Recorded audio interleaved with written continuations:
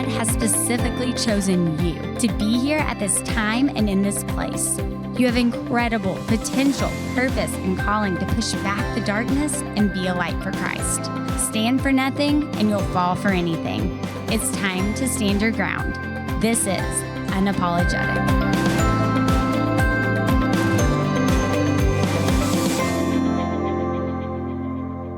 Everyone, and welcome to another special episode of Unapologetic. As part of the UNA team, I'm here to tell you more about the series we're diving into this spring called Unapologetic Conversations. These episodes will highlight the people who matter most in each of our lives, from our spouse and kids to others who play important roles, individuals like therapists and friends, all the way down to ourselves. Yep, what we say to ourselves does matter. The guest Julia interviewed for each episode in this series will help walk us through how to have these meaningful and sometimes tough conversations with the people who have the biggest impact on who we are as individuals and our relationship with God. This is wisdom I know I've needed to hear at different times in my own life, and I am so excited for you to get to listen in too. That said, let's get into it. We hope you enjoy this week's episode of Unapologetic Conversations. Hey everyone, welcome to Unapologetic. I'm super excited because today I'm interviewing Kait Warman. She is the founder of The Heart of Dating. She has an incredible ministry to encourage singles who are in the dating stage of life. And she's just so full of wisdom. She has great social media, just encouragement and biblical wisdom around the topic of dating. And I've wanted to talk to her for a long time. So I'm really excited that we have her on today. I truly believe that next to becoming a Christian, who you date, who you marry shapes your life more than anything. And so we're going to talk about very practical ways to date biblically and in a healthy way, and also how to break up. I love talking about breaking up. I'm pretty sure God moves just as much during breakups as he does in people he pairs us with. So I am excited to welcome Kait to the show. Kait, thank you for being here. Hey, Julia. I'm so excited to be here. I love the pink that you're wearing today, by the way, my favorite color. And I'm so excited to dive in and talk about dating. Yes, it's almost as if I knew the subject, so I decided to wear pink. Yeah, perfect. I'm so excited to have you on. I'm going to start this show just asking the question we're asking for this season. What, in your expertise, with your experience, what do you wish people knew about relationships? I love this question, and I'm not married, so I don't have the same expertise that somebody who's married might have. But I will say that I am a dating coach because of a lot of my extensive history of dating and how much God has used that to bring me to where I am today. And so what I'll say is this, that no dating story is exactly the same. Every story, God writes a different love story for every person. And I find a lot of people are comparing their journey to other people's journeys. And so I would encourage people, especially in dating, to just be open to God doing what God wants to do in your story. It's not going to look exactly like this person's or that leader's story. And in fact, my story I know isn't going to be perfect, crystal clean. Everyone thinks just because I'm a dating coach, I'm going to do every single thing right. And I'm like, y'all, I'm still a human. I need Jesus. So we have to remember that every person's love story is very unique, and to really just keep it to you and your partner and to a few close people who are speaking into your life, and to keep on that lane with God at the center. So that's what I would say, Julia. Okay, so we're just going to jump right in then. As a dating coach, you're used to just being very straightforward. Yes. How do you think we fight that shame whenever we hear a great story or we watch The Notebook for the 15th time? And, how do people fight or resist feeling shame about their story or about maybe what has or hasn't happened? It's a real thing. And I'm going to just speak from experience because I struggle with this a lot. I've been doing date coaching. I've been doing Heart of Dating for 4 years, and I'm not married at this time, right? And so, but in those 4 years, I have dated. And I know a lot of the things in my head, right? I can preach it. I can be encouraging to people. I can share my advice. And yet still practically, there are hard things for me to still practically do in relationships because of my history, because of the trauma and past relationships, because of just complications of who I am and how I love and how I've learned love and continue to relearn it. And a lot of the things we may know then change when we actually have to practice it. You know, you can study how to do something all day long, but you don't want a doctor that's just studied. You want a doctor who's actually practiced and who is actually good at his craft. And a lot of people may know a lot of the healing jargon, but they haven't actually practiced it when it comes into relationships and dating. And that's why people say when you start dating, a whole lot of things sometimes get brought to the surface. And so you may think, I'm in this great, amazing place. And then you date and you're like, whoa, I didn't realize that was there or that was there. And I got to deal with this. And a lot of that, I just like to say, is normal.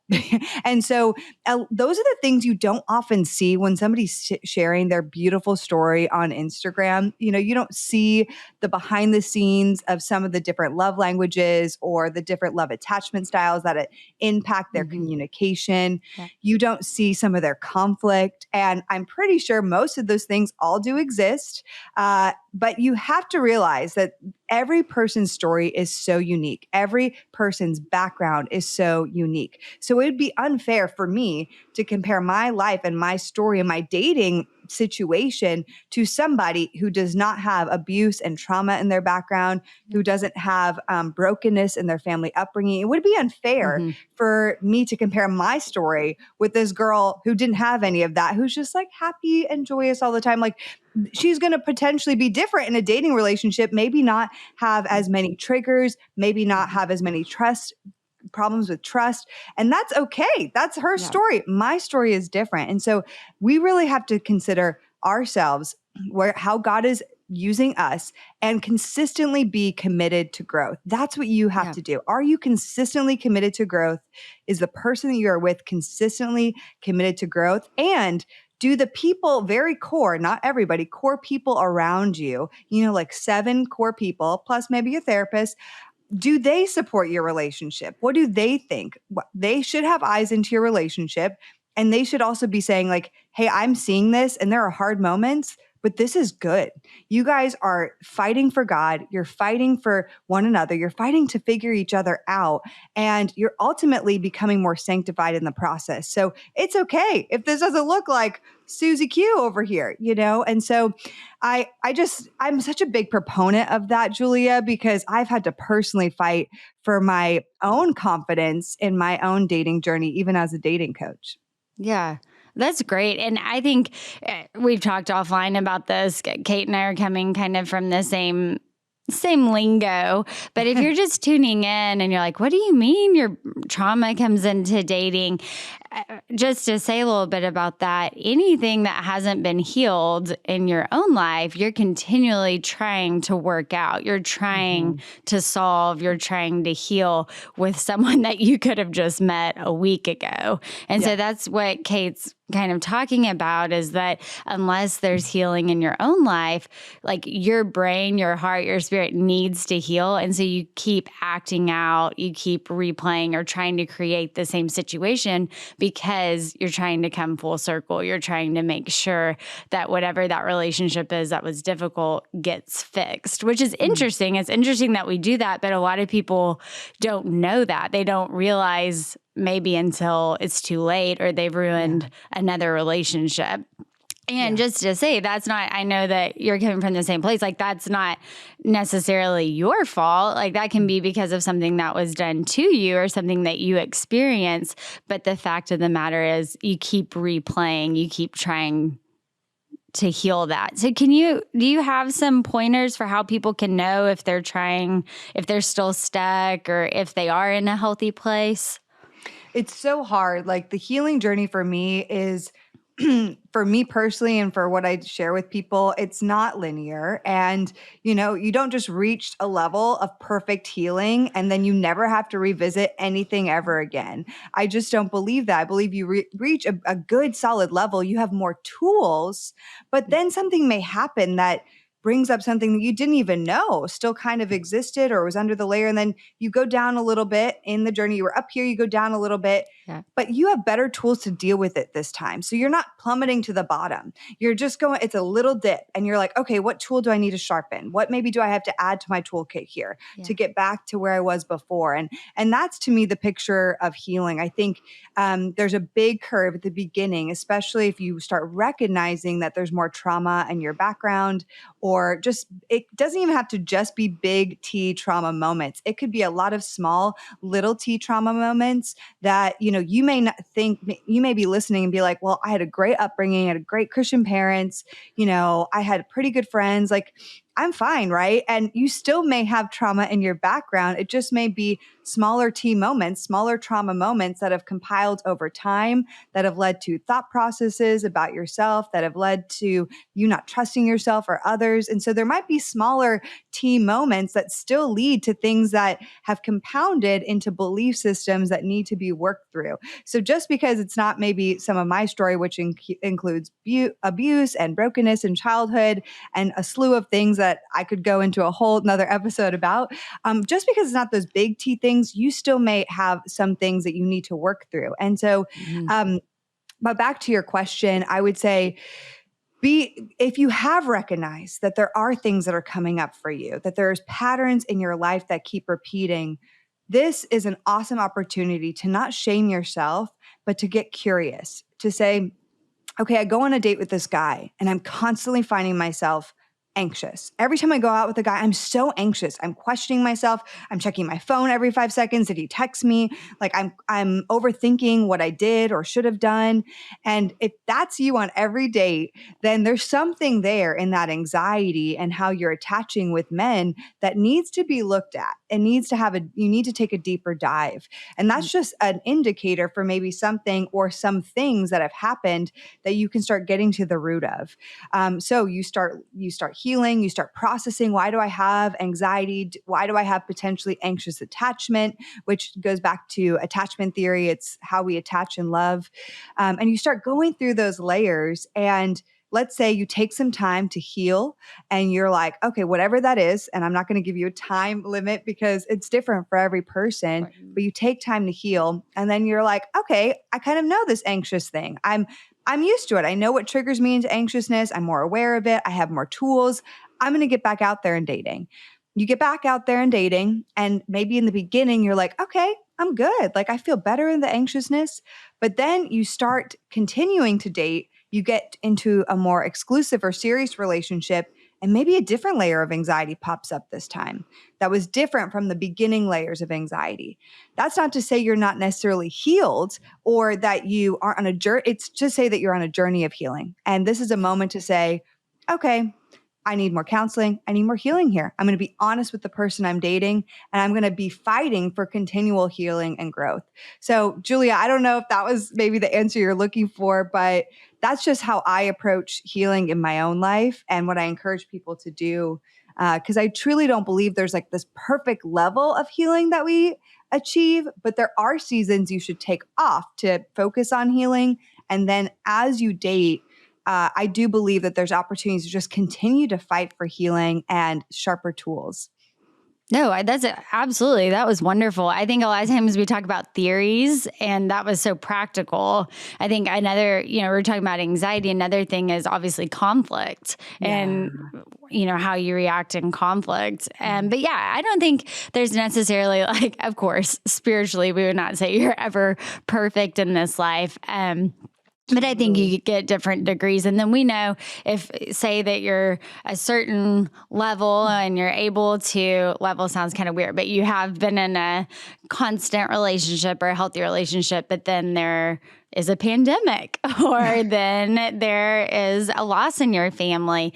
Everyone is prone to go back to whatever they use. I know you know this, but I mean, that's a point where you have to really fight to stay at that level of health. So thinking usually I don't, but people I think of that ghost and realizing that that's just something that you're prone to. And so if there's something upsetting, realizing that's what you do. And just what we've talked about, everyone has stuff. Some people have just the trauma that you read about, and some people, it's that covert shaming, which I found a lot in Christian families specifically, because so many, I know you know this, but I've been in student ministry for so long and as a therapist, and people will just come and say, well, I don't have any of that really bad stuff, and they just can't really point to what's wrong. Yeah. And so if you don't know what covert shaming is, that's where people just make you kind of think you don't exist or you don't matter, and you can't really pinpoint it. Like no one was verbally abusive or physically, but it was those little messages that you got along the way and that you took to heart and that influenced your personality. So all of that to say, everyone, of course, doesn't have to be in therapy, but if you continue to have difficulty in dating, there's something, and just so you know, I know you know this, but anyone married listening knows it doesn't suddenly change when you're married. It's like, and now I'm healed. It's not a magic disappear once you say I do, right? Yes. Like, it'll all go away. And now all attachment issues and all triggers and everything's fine. So as much as you can be healthy before getting married and figuring out as much stuff about yourself, the better. I want you just to give our listeners your best dating advice. What is your best dating advice? Yeah. So it's going to be a two-part thing, okay? Because the first thing, and where I see a lot of people need work on, especially Christian singles, here's the thing with non-Christians, they date a lot. They go out there, they meet people, they don't take it as seriously. And there's an obvious disadvantage to not taking dating seriously. But what they are good at is they're good at talking to people. They're good at communicating to somebody of the opposite gender. They're comfortable with somebody. On the opposite end, with Christians, we put so much pressure on dating that we're really uncomfortable with dating. We're really uncomfortable talking to the opposite sex. We're just like, we clam up. We can't even show a guy we're interested. We can't flirt. Like we can't do it's nothing. There's nothing. We're just like, did he notice? Like, are we getting married in a month? Yes. Yes. And that's the disadvantage because we're not dating. And when we do date, it becomes so serious so quickly, which I see there's so many issues with that. So the first thing is I want you to get comfortable with who you are. And this is, I have people do this practice where you just have to think of, we have these lists of what we're looking for in somebody else. And I always like to say, that's fine to have a few things you're looking for. I always say just 5 need to have are the main things. And then you'll have more. But if you try to look for 20 things on the first date, it's just too much. And the person is going to feel that you're interviewing them and sizing them up to be your future husband. And nobody wants to feel that way. So 5 things looking for someone else. But on the flip side, do you know what you bring to a relationship? Do you know what God has uniquely called you to? Do you know the unique things that make you you? This is very important so that we're not fighting as much comparison. We're not questioning our beauty and our body as much, which women really highly struggle with, where we know, even if this person doesn't like me, even if this doesn't work out, I know that these things are true about me. I am solid in these things. I'm not trying to get this person to confirm that these things are true about me. I know because I worked it out with God. I prayed over these things. And this is who I uniquely am, which also means you're not going to be for everyone. And that's part of it. You don't need to be for everyone. Hopefully not. You only want to marry one person, right? And so write down a list of 10 things that you bring to a relationship. And if you have trouble doing this, you can bring in some close friends, phone a friend, ask a friend truly, hey, I'm doing this exercise. This dating coach shared with me how to do this exercise on really finding more confidence in dating. So I'm curious, like, why are you friends with me? What do I bring to your life? What do you enjoy about being around me? Ask your close friends and write those 10 things. And I want you to pray over these things, ask God to confirm these things. And before you go on a date, I want you to look at the, like read these things aloud. I am this, I am that. And like literally empower yourself, seal That's them great. in your mind and heart verbally, knowing they're true. So that's my first really strong piece of advice, but it goes in tandem with the second piece, which is just put yourself out there more. So many Christians were just like, oh, I don't know. And I can't find anyone. And I'm like, oh my gosh, the number one question I get is like, where are the good Christian men? How do I meet someone? And I'm like, you just got to put yourself out there more. You have to talk to more people. You have to ask for setups. You have to talk to the guy that you think is interesting at church. You need to just put yourself out there more.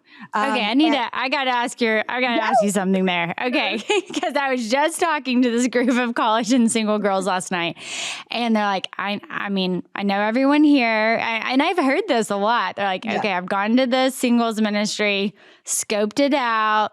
No, this is not where my future husband is, so I'm switching churches. What do you say to that? I'm like, scoped it out. Have you talked to all of them? What are you judging them on? Like, you don't know them yet. Like, unless you've talked to all of them and gotten to know them, you don't know them. A lot of people are judging it by like this collective air of like, they're not cute enough, or there's something under there where I'm like, wait a second, what is it? Why is every single guy being classified the same way? That's so hard for me, because I'm like, you need to be more open, because that's why I say the 5 non-negotiables, because we make it so we put our preferences as non-negotiables. Our preference of how tall he is, if he's a worship artist, if he's the leader of the Bible study. We put all these preferences, how much money he makes, or, what his major is if you're in college. And those aren't the important things. The important things is the fruit of the Spirit in his life. The important things are the kinds of friendships he has and the godly friendships he's cultivating. The important thing is, does he have vision for his life? Is he excited about where he's going? And is he actively pursuing that? You can't really know those things unless you get to know someone. Okay, I have to ask you then. So many questions. So, I mean, how attractive or how attracted do you need to be to somebody? Because, I mean, there are people that have the fruit of the Spirit and they are driven, but I've heard girls say, and I don't like them. So they're good on paper and my mom would love them, but I don't want to spend any time with them. So how much does attraction play in? How important is it? Well, we first have to realize we're in a society where everything is driven by physicality and appearance. And so that just needs to be called out and recognized. Whether or not we think it's affecting us, it is affecting us, and we put attraction on a pedestal. And I do believe attraction is important, but we specifically, actually, I should clarify, we put physical attraction on a pedestal because I believe attraction is multifaceted. There's not just physical attraction, because when you grow into a relationship, and you would know this more, Julia, being married, it's not just about like how physically attracted I am to that person. It's how emotionally attracted to them you are. Like, do they make you feel safe? Can you have deep conversations? Do they care for your emotions? How spiritually you're attracted to them? Do they love God? Are you excited about the Jesus in them? Like, do you feel like your relationship is going somewhere spiritually? It's the intellectual. Are they interesting? Do they have interesting hobbies? Can you have interesting conversations with them? It's the friendship and personality attraction. Like, are you friends with them? Like, a friendship is a huge, amazing basis for a relationship. And so attraction is so multifaceted. We focus on that physical. And so I say this to girls and to guys, honestly, it definitely goes both ways. I'm like, if you can say to yourself, this person is objectively an attractive person. Like, I'm not that maybe attracted to him, but I find them to be objectively attractive. Like, they're an attractive human being. I just don't know if I want to kiss them or anything like that. And so I'm probably never going to go on a date with them. If you can at least say, they're objectively an attractive person and there's some curiosity behind how they lead their life. Maybe I have fun and in friendship with them. Maybe they make me feel safe, or they've asked me really good questions. If some of those other things are there, you should go on a date with them and see how potentially the other area, aka physical attraction, could potentially change over time. I practice this for myself, And it's been phenomenal how God has changed my physical attraction towards a man. Now, I'm not saying like it can't be zero. There can't be absolutely nothing. If there's absolutely nothing, I'm not telling you to like date and then get married to somebody you have zero attraction to physically. Yeah, That's we important. don't get better looking as we get older. So, Yeah, it's important. It's just not the most important. So Right, it should be after like their godly walk, their, Right. the friendship capacity, the emotional, it should be after those things. That it's important. It's just not the most important.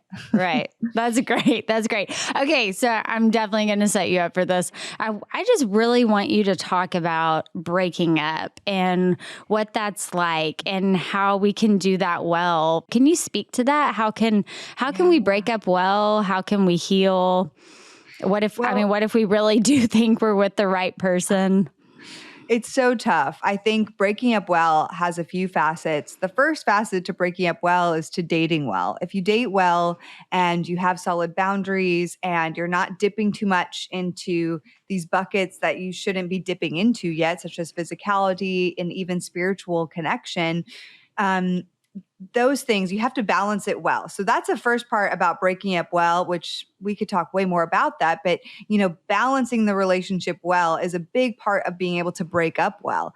If you are making out with this person, if you are praying with them for hours and hours and hours on end, you're going to have some ties to them that are going to make the breakup really, really difficult. So breaking up well first has to do with dating well. But when it comes to actually making the decision, should I break up with this person? How do I do it honorably? If you're that person wondering, how do I break up well? Or how do I break up? And how do I do this in a good way, as best as I can? First thing is, don't make this decision in a silo and don't make it quickly. I see a lot of people, and I've struggled with this. I have anxious attachment. I've shared a little about that earlier. And I struggled with anxious attachment, which means for me, I can sometimes go back and forth. I'm like, I can't be in this. This is horrible. Like and then I can the next day, no, I want to be with you, and that was the way my past was. And so very important to not make a rash decision on your breakup in the heat of a moment.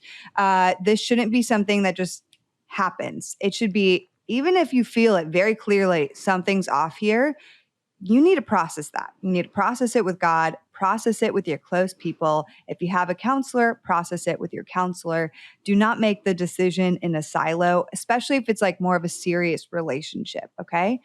I'm not talking about if you went on 2 dates and you're breaking it off. That's not what I'm saying. I'm talking about you've been dating them for a while, okay? Right. And so don't make it in a silo.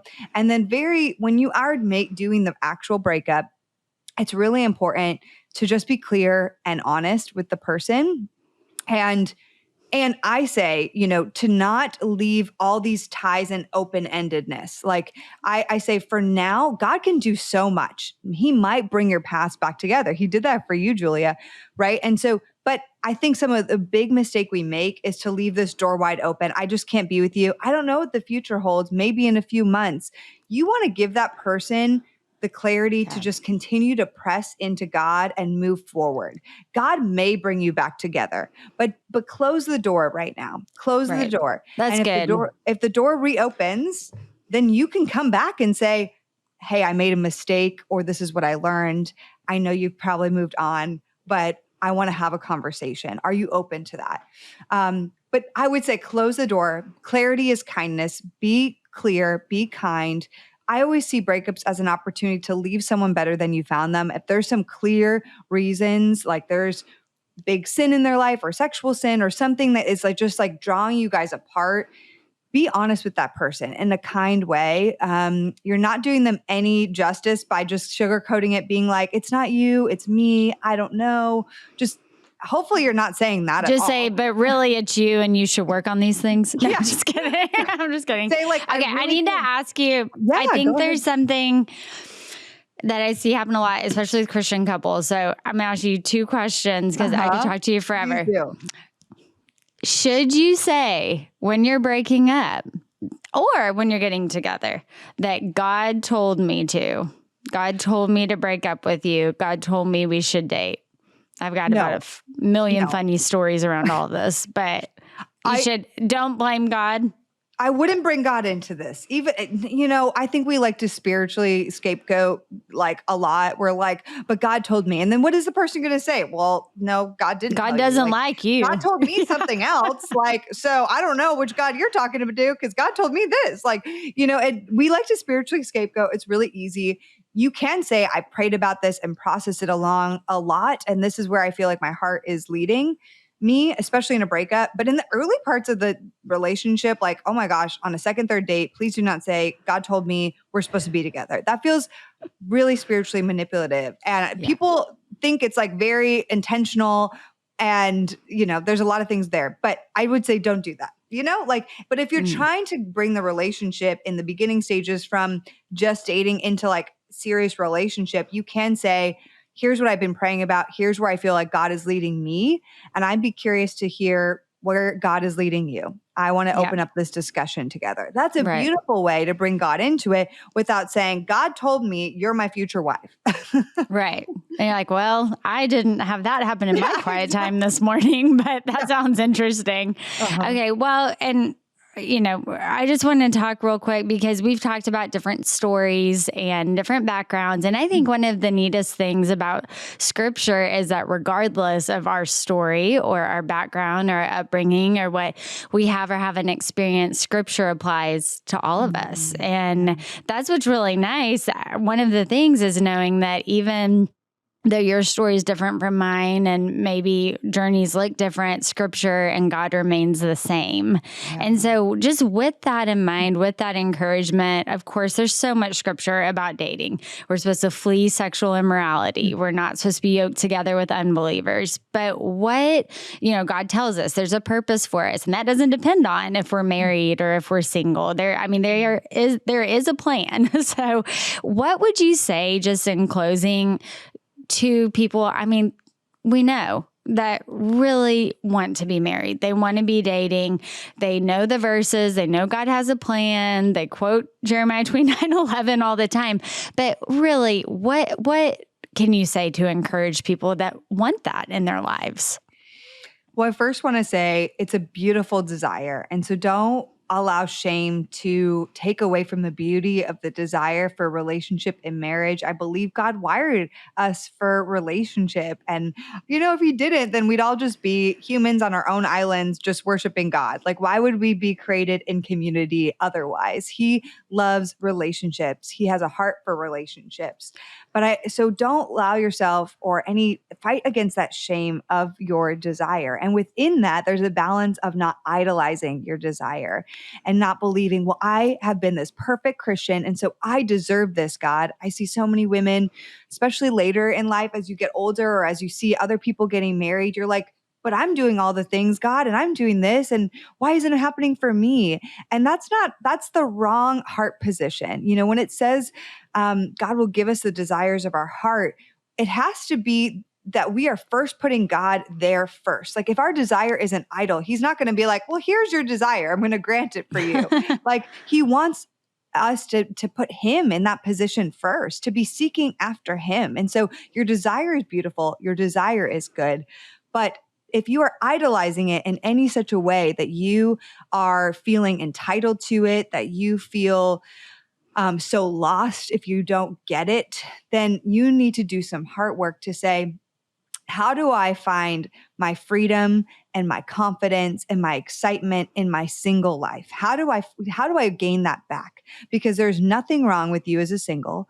There is actually so much beauty to you as a single. And we didn't see that exemplified that much in the Bible until we saw the life of Jesus, who was a single person. He was the first person really who showed us, wow, you can do amazing, beautiful things and not be married. And so there's in just 3 years. Yeah, exactly. Beautiful parts of being a single person. Then of course we see it with Paul as well, who talks a lot about singleness. But I would say reclaim it for yourself. If you have any sort of resentment towards God, if you're starting to feel and go into a scarcity mentality of like, he's never going to provide for me, everyone else gets it, I'm just stuck here. We need to redo those mindsets. And you need to come back to the truth of who God is, which is that he is abundant God. He wants to give you those desires of your heart, but he wants to be your prized possession.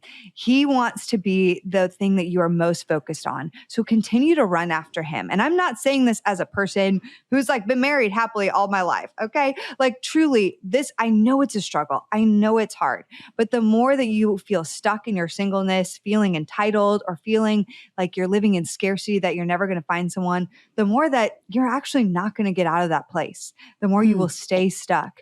And so I like to empower people to say, you have the keys to get unstuck. You need to press further into God. You need to renew your mind and know that God is an abundant God. Your desires are beautiful.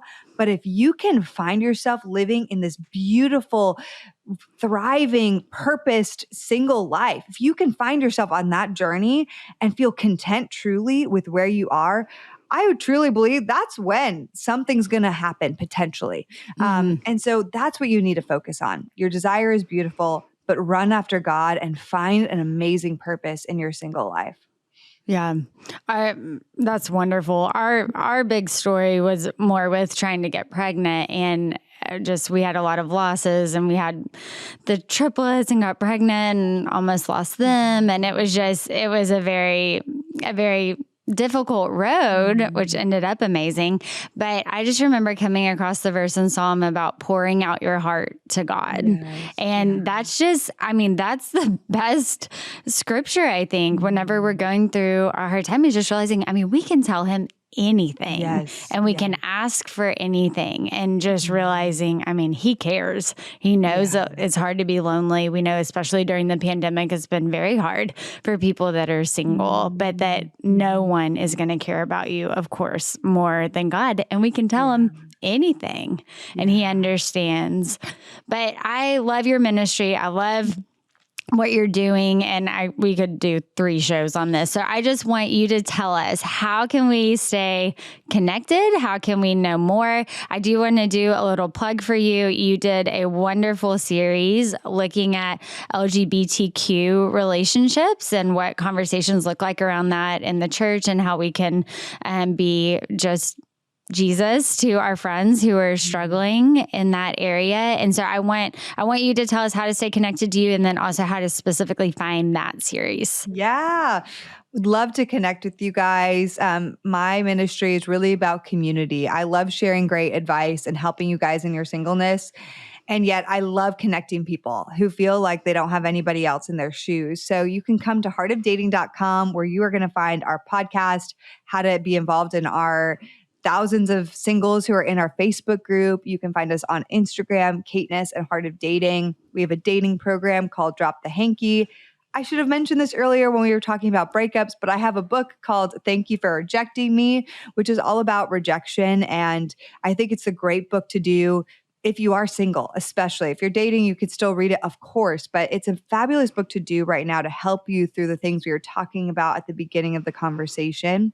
And then for the LGBTQ plus and the church community series, this was a series we did in the summer of 2021. You can find it on the podcast on Apple, Spotify. I think there's about 8 episodes in the series where we cover what it's like to have same-sex attraction. And we go through, I have so many different people I interviewed, from experts to mostly people who have walked this journey out. And it's a phenomenal series. I know I'm biased, but I really think they were conversations that we need to have that we don't talk about very often. We also talk about the transgender conversation, which is very complex and nuanced. And so if you're curious about that at all, highly recommend you go listen to that series on the podcast. That's great. Thank you so much, Kait. Thank you for being here. You're coming back on because we have so much more to talk about. But this is it for today. So y'all make sure to check out Kait's ministry and share this episode with your single friends or with people who are going through a breakup. And we will catch you next week. Thanks for tuning in to today's episode of Unapologetic. Remember, you can catch today's episode and more at ptv.org/Julia.